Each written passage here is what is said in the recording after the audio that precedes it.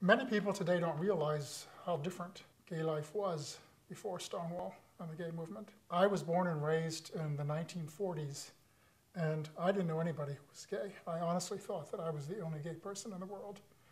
And I was afraid that if anybody knew about it, I would be beaten up or killed. And many people of my generation grew up in isolation. There was no sense of community at all. And then we read an article in the New York Times that there had been a riot at this bar in Greenwich Village called the Stonewall, and had gone on for several nights. And then there was an article in the Village Voice about it.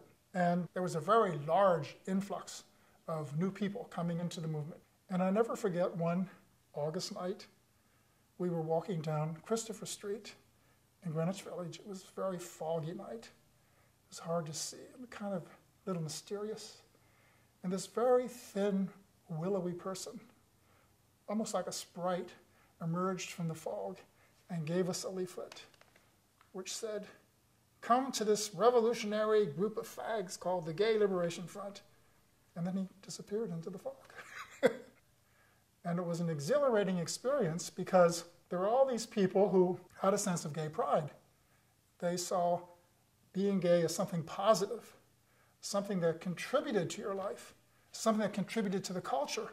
It was not a negative thing at all. It was something to build on and to celebrate and be happy about and wonderful about. We faced all these institutions, the church, the state, labor unions, political parties. And the ZAP was a form of nonviolent, person-to-person, very loud, very vocal confrontation. ZAPs were an art form. Give me a J! J! Give me an I! A! Give me an I!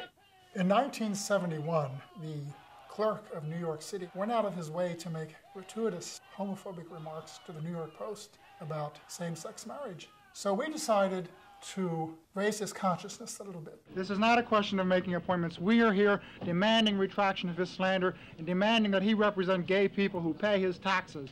And we are not going to take no for an answer from anybody. You want an invitation to our reception? Here, you're invited. We brought in the wedding cake and we sang about the joys of same-sex love. And when people called in, I said, well, we're only issuing licenses to homosexuals today. Are you a homosexual? Yes, we took over the office and we're having a great party. Why don't you come down? Wedding cake. Free marriage We have license wedding cake. today. We have free marriage license. We're giving out marriage licenses free. We have a wedding cake here. It's really great. The struggle for gay liberation is basically a struggle for humanism. What we are saying is the definition of humanity that has been imposed on the world for so long is too narrow. And we can't go along anymore pretending that it's just this small minority of people who have a certain skin color and who live in a certain way and practice a certain sexuality and have a certain color. It's much richer than that. Well, I feel that I've lived to see a revolution. Even though a lot remains to be done, I'm very grateful that I've lived to see the positive things that have happened. And the most significant of all is the creation of community. We were as many then as we are now, but we weren't connected to each other. Now many of us are connected to each other. We've created a culture and a community. I think that's a pretty good accomplishment.